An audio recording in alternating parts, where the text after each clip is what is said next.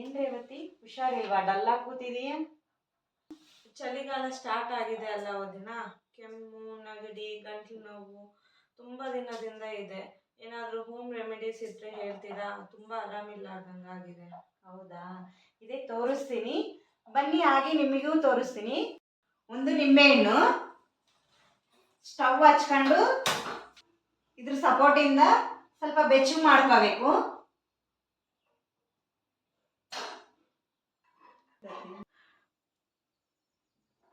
ಪೂರ್ತಿ ಬ್ಲಾಕ್ ಆಗೋವರೆಗೂ ಬೇಡ, ಲೈಟಾಗಿ ಬೆಚ್ಚಗಾದರೆ ಸಾಕು.